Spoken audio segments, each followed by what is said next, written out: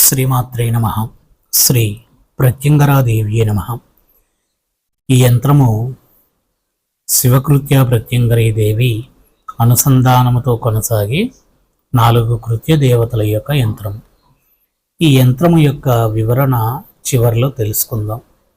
ముందు ఈ యంత్రానికి సంబంధించిన విశిష్ట కథని మనము తెలుసుకుందాం.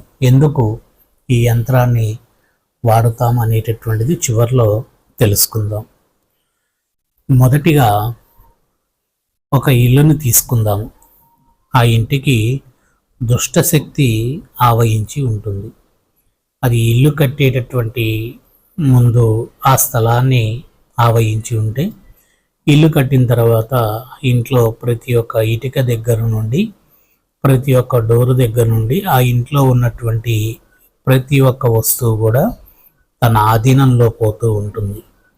అది దేవతా విగ్రహాలతో సహా ఎటువంటి దేవతా చిత్రపటాలు పెట్టినా కానీ ఆ ఇంట్లో పని చేయనటువంటి పరిస్థితి ఏర్పడుతూ ఉంటుంది. ఆ దుష్టశక్తి నివసించేటటువంటి విధానము ఎలా ఉంటుందనేది ముందుగా తెలుసుకోవాలి. సూర్యోదయానికి ముందుగా సూర్యుడు ఉదయించబోతున్నాడు అన్నప్పుడు ఆ ఇంట్లో ఏదైనా చీకటి ప్రదేశంలోకి లేదా నీచు పదార్థము నివసించేటటువంటి ప్రదేశంలోకి వెళ్ళిపోతుంది. సూర్యకిరణాలు పడనటువంటి ప్రదేశంలోకి. లేదు అనంటే ఏదైనా ఒక శరీరాన్ని తన నివాసము చేసుకుంటుంది.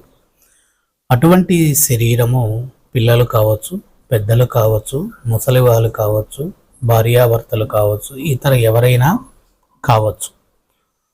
ఒకసారి శరీరాన్ని ఆవహించడం ప్రారంభించింది అనంటే ఆ శరీరమే తన నివాసముగా అది పూర్తిగా తన ఆధీనంలోకి శరీరాన్ని తెచ్చుకుంటూ ఉంటుంది. సూర్యాస్తమం అవగానే ఇంట్లో సంచరించడం ప్రారంభిస్తుంది.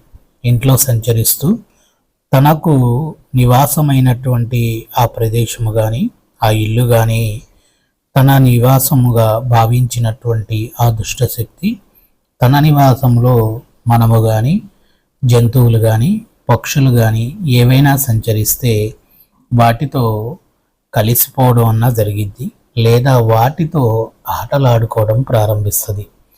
ఆటలాడుకోవడం అంటే నది భయపెట్టేటటువంటి కొన్ని ప్రక్రియలను చేస్తుంది. ఒక వస్తువుని ఇంకో వస్తువుకు మార్చేటటువంటి స్థాన మార్పిడి అనేటటువంటిది చేస్తూ ఉంటుంది. అటువంటి సమయంలోనే అది తిష్ట వేసుకునేటటువంటి దిక్కులు ఉంటాయి. 4 దిక్కులు 4 మూలలు కలిపి 8 గడులు వేసుకొని 9-10 గడులు దాని యొక్క స్థావర నివాసముగా ఉంచుకొని 8 గడుల్లో వస్తు మార్పిడిని చేస్తూ ఉంటుంది ఒక దుష్టశక్తి. అటువంటి దుష్టశక్తి ఇంట్లో ప్లేట్లు తీయటం కానీ, గిన్నెలు కదిలియటం కానీ, బట్టలు కదలటం కానీ, లేదు ఇల్లుని తలకిందులు చేసేటటువంటి విధానమైన భ్రమలోకి తీసుకువెళ్ళడం కానీ, ఎన్నెన్నో విధములు కలిగినటువంటి ప్రయత్నాలు ఆ దుష్టశక్తి చేస్తుంది. అటువంటి దానికి ఎన్ని పూజలు చేసి ఆ ఇంట్లోకి వచ్చినా ఆ దేవతాశక్తి అనేటటువంటిది ఆ ఇంట్లోకి ప్రవేశించదు. ఎందుకు అనంటే అది దశగడువులు అనేటటువంటి స్థాన యోగాన్ని పొంది ఉంటుంది.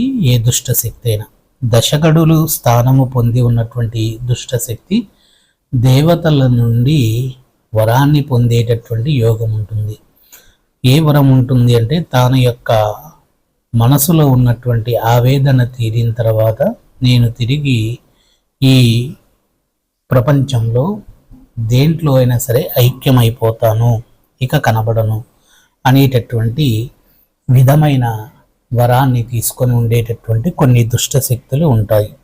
అటువంటి అప్పుడు ఆ ప్రదేశంలోకి దేవతాశక్తులు ప్రవేశించవు. అప్పుడు వాళ్ళు నూతనంగా ఇల్లు కొనుక్కోవడము, లేదంటే ఆ ఇంట్లోకి వెళ్ళి రెంట్గా ఉండటము, లేదంటే ఇల్లు కట్టుకోవడము, ఇటువంటి ఏవైనా జరుగుతూ ఉంటాయి. ఆ జరిగేటటువంటి సమయంలో ఈ యంత్ర ప్రక్రియని ఒక్కసారి ఆ ఇంట్లో పెట్టి దశగడులతో ఉండేటటువంటి శూలిని, అగ్ని, రథ, అష్టపద, శివకృత్య యంత్రంతో ప్రయోగాన్ని చేస్తే